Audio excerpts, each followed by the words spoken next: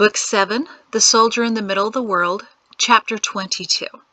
You have a famine on your hands, Major. Nearly a week later, on the 50th day of harvest, the sun wasn't yet up when a sergeant major was first spotted marching briskly through the compound.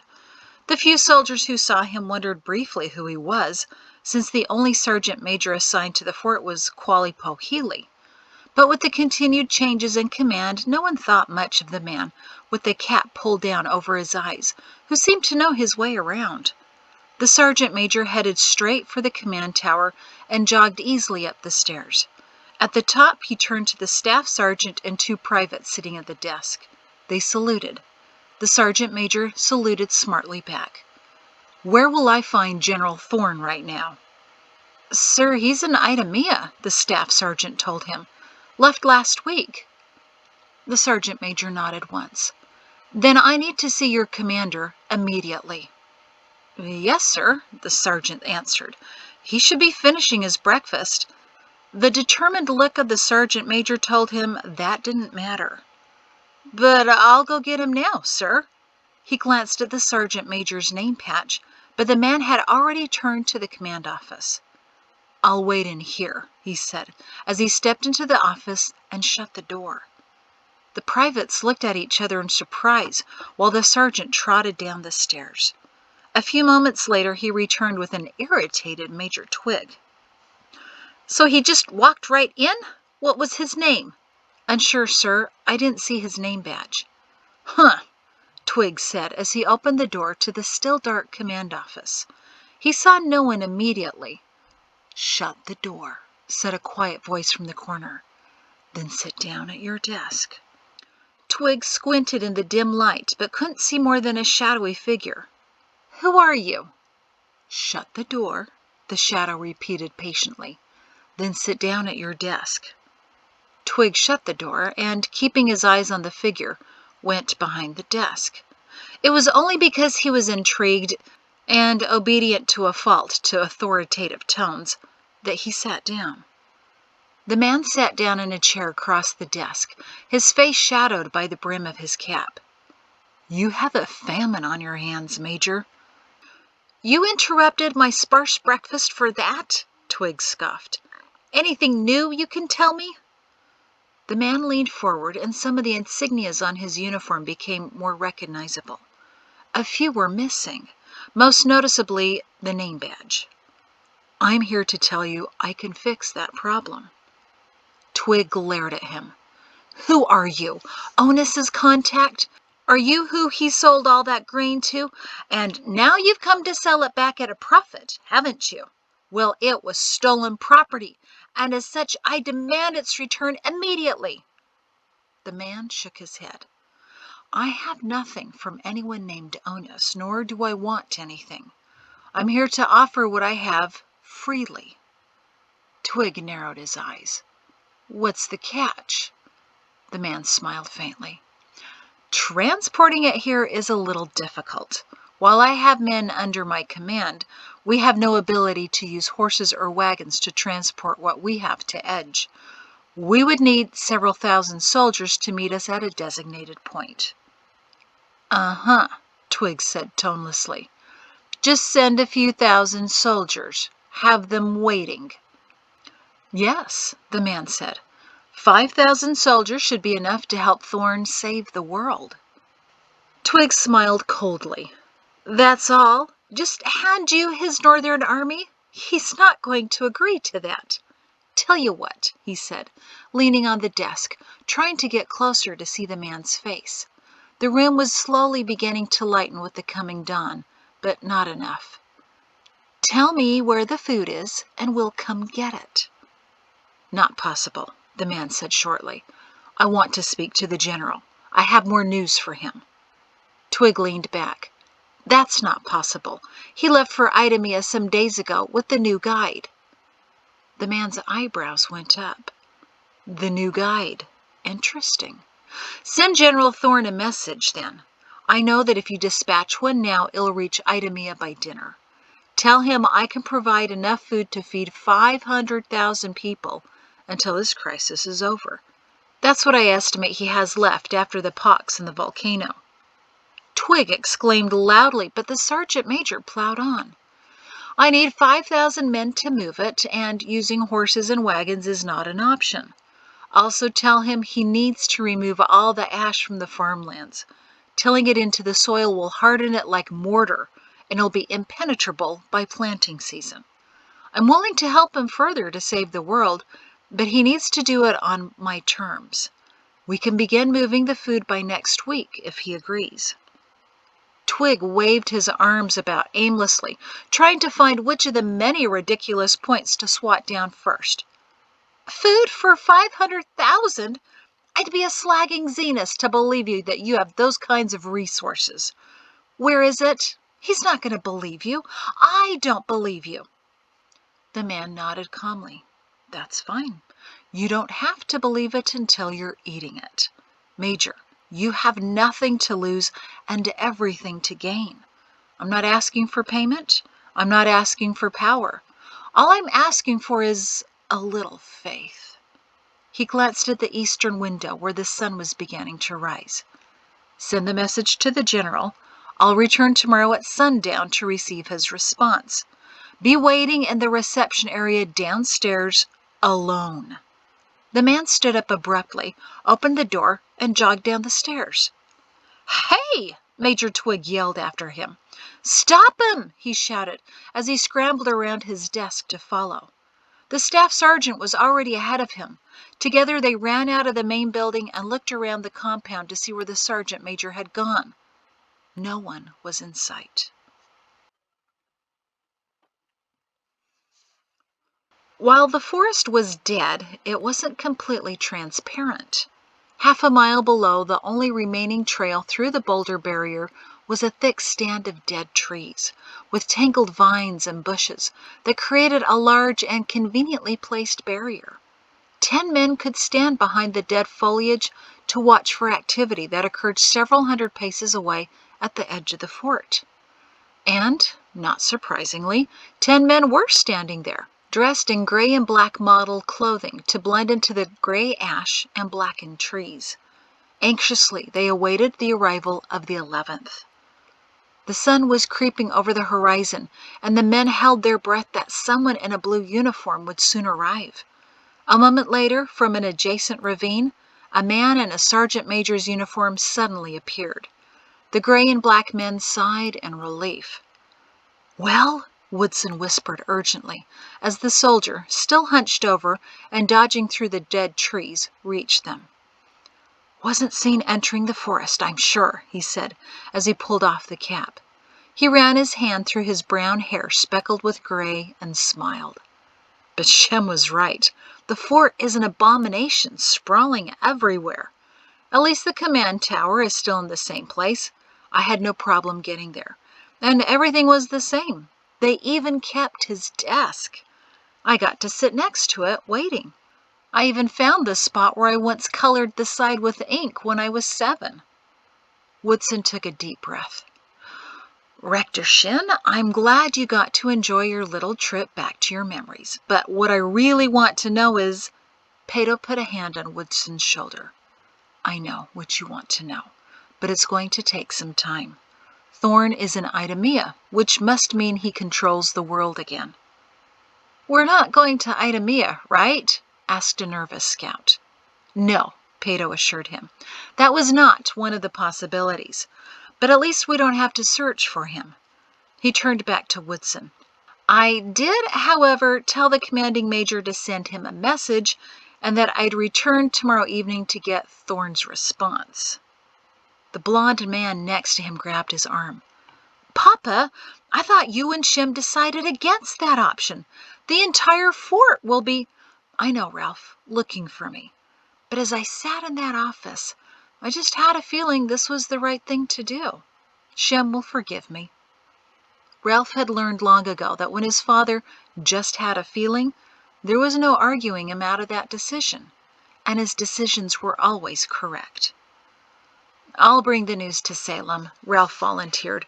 Uncle Shem may understand, but Mama, on the other hand... She knew this might happen, Pato told him. I explained it to her before we left. Ralph groaned quietly, thinking about delivering the news to his mother that his father was staying above Edge. "Papa, did you by any chance see—" "No, no sign," Pato sighed.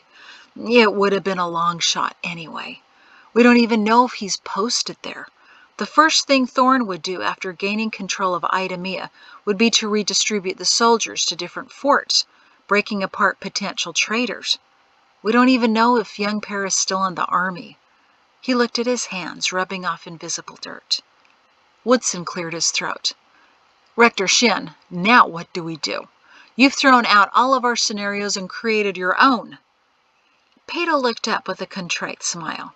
"Sorry about that, Woodson. I kind of figured you had enough experience with Shins to know we tend to do that." Woodson sighed loudly. "Yes, I have, but I'm still not used to my plans being undercut." Pato winked at him. "Makes life more interesting, doesn't it?" Woodson was good-natured as long as things were going according to plan, but that wasn't the case today. Tensely, he said, "So I ask again, Rector Shin, what do we do now?" Pato looked around at the scouts. "All of us will stay here while Ralph goes back to Salem.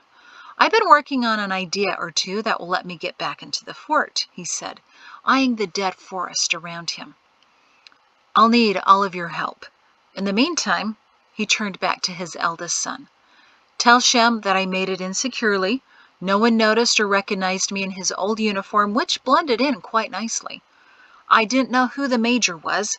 A message of our offer will be sent to Idemia because Thorne now holds it.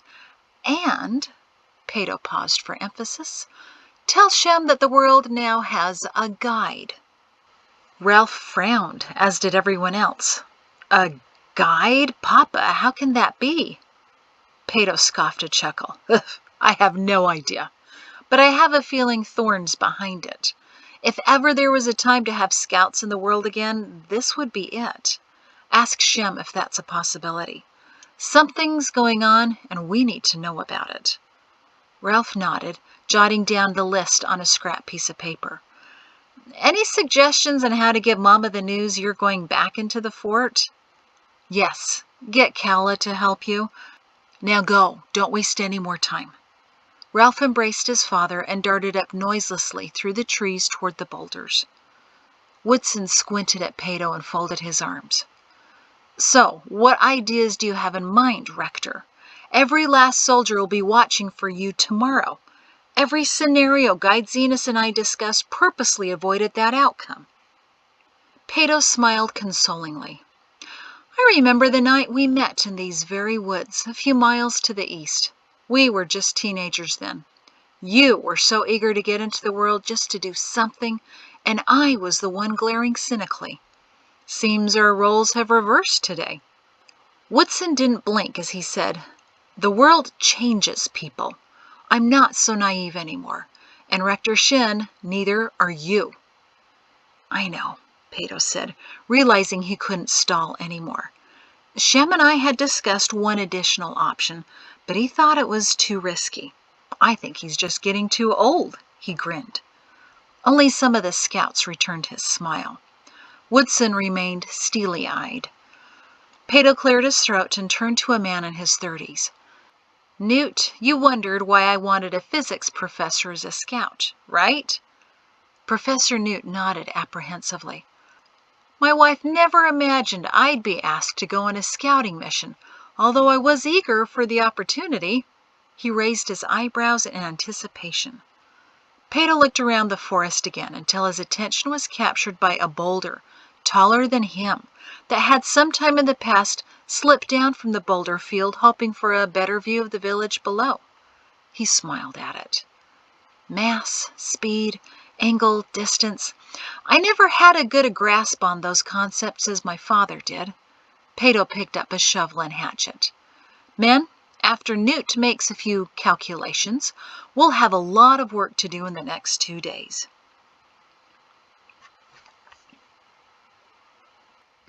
Thorne and Waynes were walking to the carriage which was to take them back to the High General's mansion for dinner when the messenger came panting up to them. Sir, urgent message from Edge. A response is requested to be sent at first light tomorrow morning. Thorn took the message and scowled at it as the two men climbed into the carriage. Not expecting anything, were you? Colonel Waynes asked him as the carriage lurched into motion. For once, no. I left there less than a week ago. What could have gone wrong now? He handed it to Waynes. Open it. It's from Major Twig by the handwriting. Waynes undid the message and handed it back to the general. Thorn's brows furrowed as he read. Waynes leaned forward, straining to see. Problem, sir? Thorn shook his head slowly, still staring at the parchment. This doesn't make any sense, he whispered. How? Where? Sir? Thorn handed the message to Waynes. Someone in a sergeant major uniform showed up in Edge early this morning claiming to have enough food to feed 500,000 people. Impossible, Waynes exclaimed as he scanned the message. Oh, and how convenient. He wants 5,000 soldiers to bring it to the world. I don't like it, Thorn said. It makes no sense. First, who would have such resources? Second, why would they just give it to us? Completely illogical, he said, looking out the window. It's a ploy for men, Waynes concluded. Someone wants to snatch all the available soldiers in the North for themselves. Well, of course they are, Thorn barked. Someone's trying to steal my army under the guise of providing food to the world. No wonder they won't tell us where it is. I'd be a fool to fall for such a flimsy takeover attempt. Waynes nodded slowly. So, the real concern is... Thorn sighed, still staring out the window. The real concern is, who now is trying to take away my army? Twig said no one who saw the man recognized him, and he didn't wear a name badge. We have to consider that the man isn't even in the army, but just stole a uniform. Waynes glanced back at the message. The major thought the style was a bit older. Maybe from someone's storage wardrobe? Well, he's not going to get anything from me, Thorn said, turning back to the colonel. Waynes nodded in agreement. But the major suggests following his plan for a time just to see what it reveals, he continued to read. Sir, consider, if there is food, then all of our plans are destroyed, Thorn exclaimed. It'll be far easier to control the world when there are fewer people in it. We already agreed on that. This is our opportunity to rid the world of all that holds it back from progressing. The aged, the crippled, the stupid, the beggars, those who live for the vials, even those groups of children that live at the trash heaps. How did Sargon let that get out of control? Must be hundreds of the little beasts now. He shuddered in disgust. No wonder their parents abandoned them, the filthy little animals. When I held Idemia, we conducted nightly raids several times a season to eliminate that problem, Thorn continued. But now there's far too many to dump in the river without someone noticing.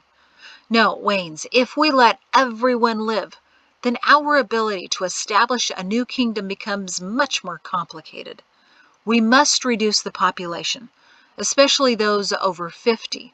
They're the only ones who remember the old versions of the writings, and once they're all dead, we can finally establish the world as it should be. Crete, Waynes, whose side are you on anyway? Waynes puffed up immediately. Yours, sir, of course, yours. Thorn glared at him. Half of this was your idea, remember? Of course, and I still believe in it. I just thought that perhaps if there was food, we could avoid the problem of so many deaths. If you were seen to have found us a source. I know what you're thinking, Thorn said steadily. If I feed the world will be more loyal. But it won't work that way, Colonel. Do you know why? Waynes shook his head. Thorn leaned forward menacingly. Because whoever he is will take all the credit. If there is food, and I highly, highly doubt it, the people will revere the man who provided them that food. Not the man who found it, Waynes, but the man who stored it away and gives it freely to the world. That's the man the world will want as king, Waynes. That imposter in a sergeant major's uniform who probably stole the reserves from my forts. He's not going to steal away my kingdom, Waynes. Is that clear? Colonel Waynes pressed back as far as he could on the bench. Very clear, sir. You make an excellent point. Thorne leaned back. Of course I do. He snatched the message out of Waynes's hand. And this is ridiculous. Remove the ash from the farmlands? How are we supposed to do that? Waynes shrugged. Maybe we should run some tests. There's nothing wrong with the ash. It'll just fluff up the soil. Waynes furrowed his brow at the general's declaration, especially since the only things the man ever planted were spies. No, Thorne murmured, looking out the window deep in thought. My plan is still better. Let the world become disgruntled with Guy Leonard, then bring in luck, who will restore all hope. Then I can rule as king unimpeded, with my son as the guide. Waynes cleared his throat. Sir, I'm afraid I still fail to understand why you left him in Edge. He really should be here, letting the people of Idemia see him. I was rather looking forward to meeting Perrinshin's grandson myself. Thorne's jaw shifted. I have my reasons, Waynes, he said heavily. The time is not right, and only I will know when to bring my son here. Waynes nodded, knowing better than to press the issue. So, the message returning to Edge will be? Thorne glowered at him as if it were obvious. Late the next afternoon, Ralph finally came out of the rock channel and jogged noiselessly to the wooded hiding place. Pato caught him in a quick hug as the rest of the scouting party sighed in relief. Everything all right? Pato asked. I was getting worried when you didn't return last night. I'm fine. We had something to take care of, Ralph said cryptically. First, a message from Uncle Shem. He's not happy about you going back for a second visit. He thinks it's too risky, and you're going to be discovered.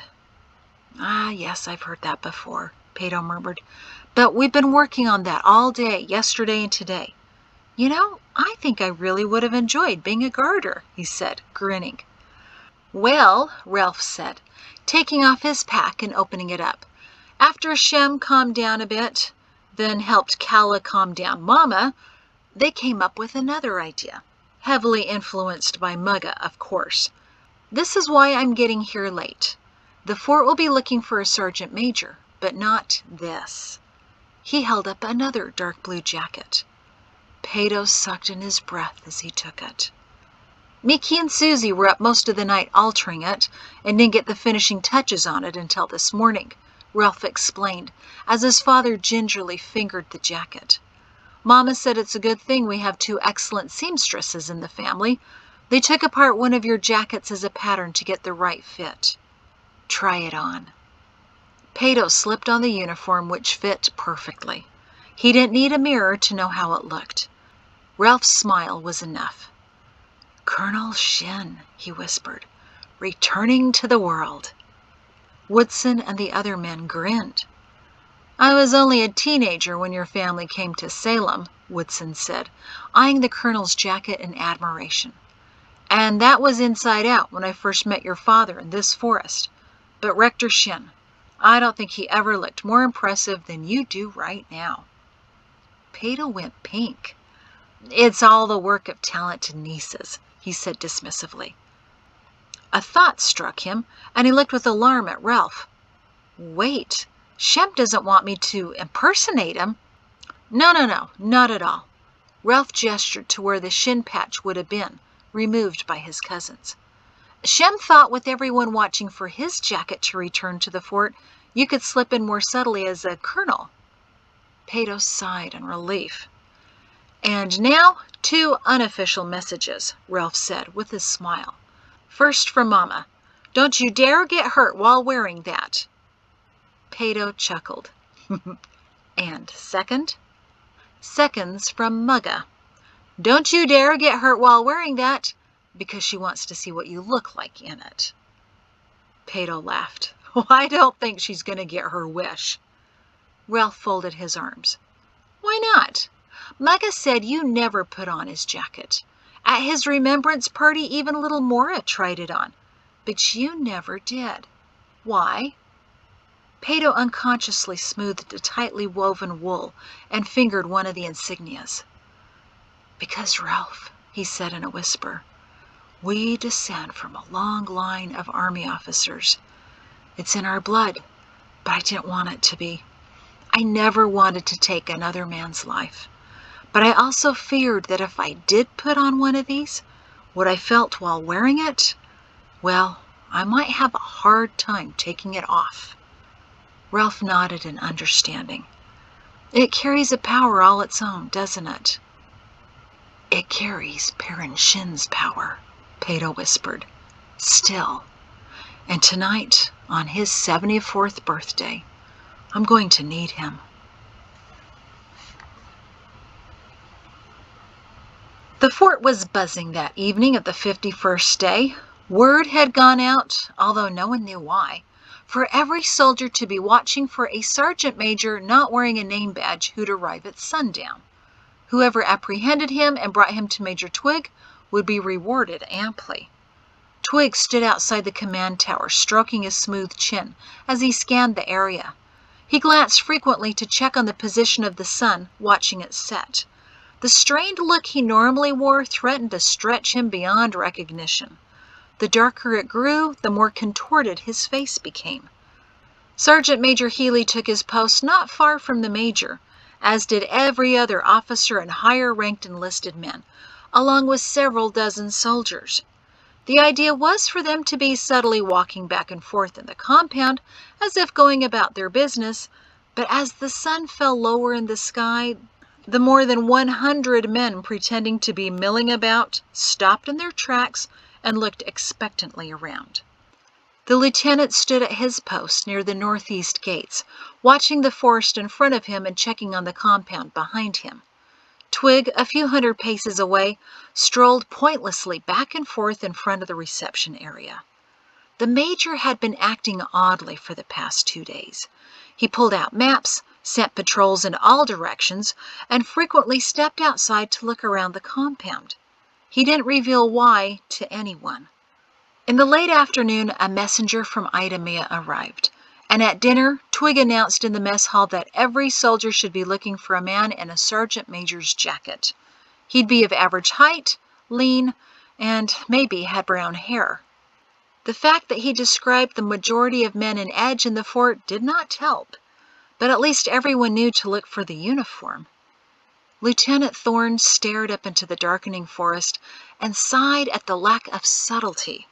It was obvious they were all waiting for something. Even those in the compound were shuffling their feet again because the major shouted them after an extra 100 torches were lit to reveal that no one was moving. All that was needed were a handful of soldiers lying in wait to ambush the man at his destination. But elusiveness wasn't taught in training or command school. Maybe it was because no one had dealt with garters in over 25 years. Growing bored, the lieutenant looked back up into the darkening forest, the sun now fully down, and he started to think about. There was a noise, originating far up the hill. The lieutenant squinted absurdly as if that would help him see it. It was something cracking, echoing, snapping, followed by another crack and another. The lieutenant knew he'd heard that sound before, but couldn't immediately identify. Suddenly he remembered. After the forest fire he started when he was 10, the woods were blackened for acres. Atop one of the hills, a boulder became dislodged.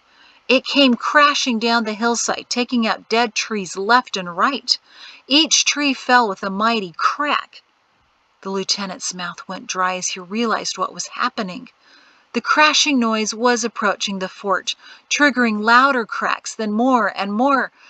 Every soldier in the compound was now looking north, perplexed. The patrols along the forest stopped and stared. "Get away from the trees!" the lieutenant shouted. "A boulder's coming down! Get away from the forest!" He ran at the patrols, waving his arms. "Run! Run!" Only a couple of soldiers turned to look at him. The rest kept staring stupidly up into the darkness. Another voice shouted behind the lieutenant. "Get away! Run to the fort! That's an order! Run!" In the dim twilight, the lieutenant could barely make out the officer as he raced past, frantically gesturing to the soldiers to follow him. A few dozen men turned and obediently ran after the officer to the northeast gates. The lieutenant twisted to look behind him into the forest as the splintering noises grew louder. It was now clear to everyone what was happening. A large swath of forest was coming down, falling like an avalanche toward the fort, and nearly all of the soldiers started running and shouting. Suddenly a dark mass rolled heavily out of the trees and to the fort walls. The lieutenant held his breath as the immense boulder came to a stop in the field just before the fort wall, miraculously not hitting any soldiers, as if it were calculated to stop where it did. But the crashing continued. The last soldiers, still standing in shock at the forest's edge, finally came to their senses and screamed as they ran from the dead trees coming down on top of them. A large log rolled out of the forest, knocking down trees at the perimeter. The lieutenant cringed as two running soldiers were knocked down by it. Its momentum carried it unimpeded to the fort walls, and the soldiers ahead of it cried out in panic and raced for the open northeast gates. More logs came rolling down, by the dozens, then by the hundreds, most stopping just beyond the forest's edge as their remaining branches slowed them down, tangled up with other trees. But a few continued with great energy, rolling to the tall wooden fence that surrounded the fort and splintering against it. The lieutenant sprinted for the northeast gates. Out of the corner of his eye, he saw another man go down as a log rolled over him. The lieutenant dodged and leaped over another dead tree, and soon was through the gates. He ducked to the side where the tall outer wall stood, and hoped the timbers were strong enough to keep back the onslaught of logs.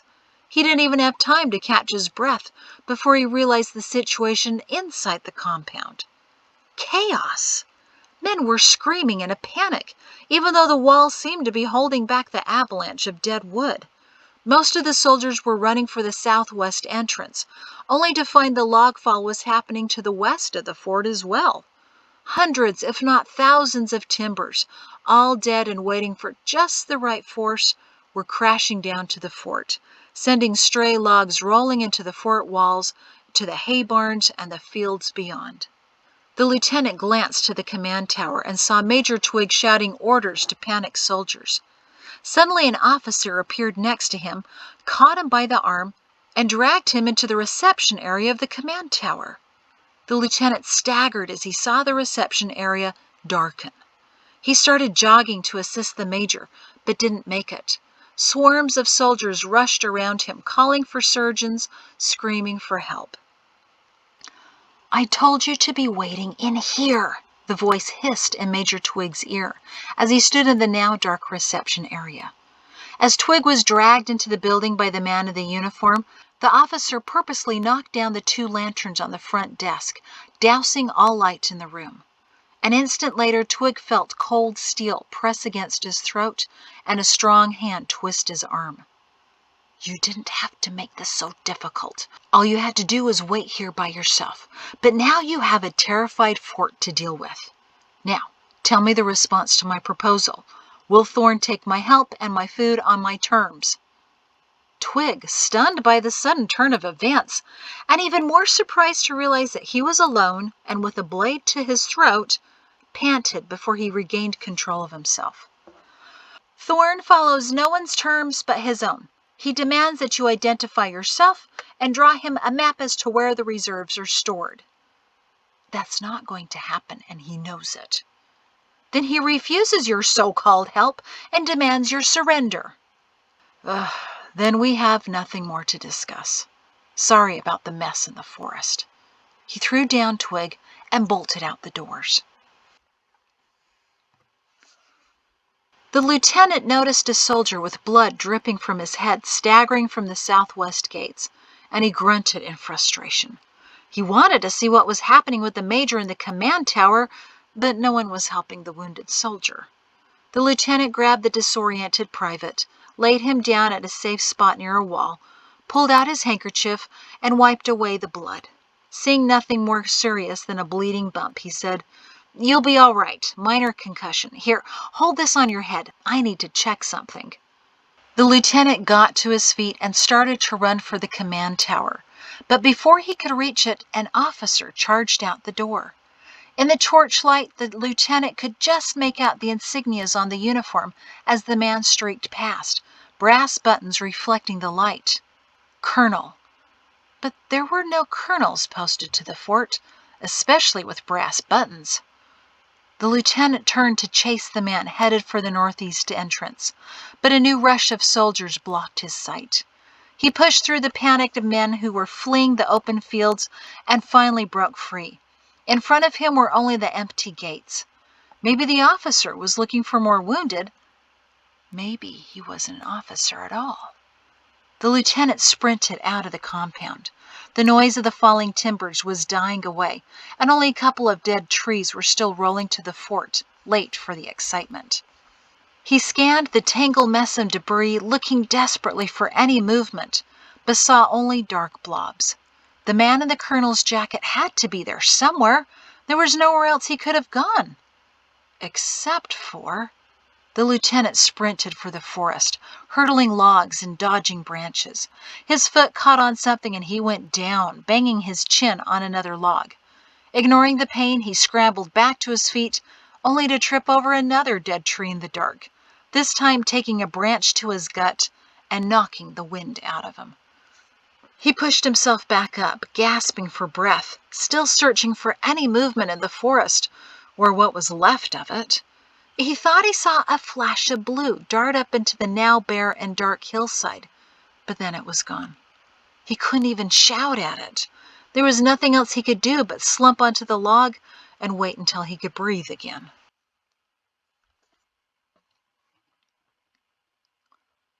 Pato trotted in an uneasy jog up the forest's hillside, avoiding broken stumps and felled branches. He slipped and stumbled a few times, but quickly got back up and continued up the slope. The distance seemed longer in the dark. He tried to concentrate as he ran up the now unfamiliar terrain. Everything had changed in the last 10 minutes, triggered by strategically weakening hundreds of dead tree roots with jagged knives and hatchets over the past 2 days, then removing precisely the right amount of dirt from under a large boulder so that the force of 9 men pushing it would send it rolling down the hillside to begin the cascade of fallen timbers. Now he was hoping to run into one of those scouts who pushed that boulder to create an enormous triangle meadow in the forest which continued all the way down to the fort. That many of the logs continued past the tree fall and rolled on surprised Pato. He only expected to create a loud diversion, not a destructive force of nature that bounced up against the fort walls. Maybe he'd been a little too thorough in his dead root cuttings. He dodged around another felled tree, wondering if he overshot his goal. Nothing looked right, but then again it was a dark night. He continued to run uphill, fighting down the fear that someone might be following him, but no one else had left the fort after him, he was sure. Finally he heard someone whisper loudly, "Rector, here!" Pato cut to his right and ran straight into one of the scouts. "Oh, thank the Creator you made it!" "Papa!" Ralph ran over to him and caught him in an embrace. "When I saw you running to the soldiers where the trees were falling—" "I know," Pato panted. "I know. I imagined myself getting knocked down by them as well. The stupid soldiers just stood there, had to do something." He collapsed on the ground and held his head as he calmed his breathing. The rest of the scouting party soon joined them. Professor Newt was jumping up and down like an 8-year-old. "Did you see it roll? It was fantastic. The noise itself was incredible. Then the trees. Rector, where'd the boulder stop?" Pato grinned as he panted. "Right where you calculated it would." Newt turned to Woodson. "I've got to go down and see it, please, just to verify the resting spot." Woodson shook his head. It's too risky. But it's so dark. I'll wait a couple of hours. Soldiers will be all over that field. Not in a few hours. This is for scientific research. While Woodson and Newt debated, Ralph kneeled in front of his father, whose breathing was normalizing. So? Pato took a deep breath and wiped the sweat from his face. Woodson and Newt stopped their arguing to hear Pato's response. Thorn wants only my identity, my map, and my surrender. Woodson scoffed, while the rest of the scouts sighed in frustration. So what did you say? Ralph asked. I told the Major that wasn't going to happen. Then the Major said Thorn refuses our so-called help. Then I left, Pato said quietly. He held his head again. Ralph sat down in the dirt beside him. We tried, Papa. You took a tremendous risk, twice. Thorn's too stubborn. He probably thought it was a trap of some kind, someone trying to upstage him or take away his army. Woodson nodded. Very insightful, Ralph. You must have been studying up on the world and General Thorn. Ralph smiled dimly, but his father's behavior caught his attention. He was still holding his head. Papa, is something wrong? Pato could only whisper. You saw me, right, Ralph? Shouting to get the patrols moving? Yes, I was still at the edge of the forest where we parted ways. Ralph, did you see who I ran past to get them moving? Ralph's hand went up to his mouth. Oh, Papa! I heard him, too, shouting. It was his voice. Pato's shoulders shook as he began to weep. Ralph, at least we know young Pear's still alive and still an edge. And that's the end of that chapter. Thank you.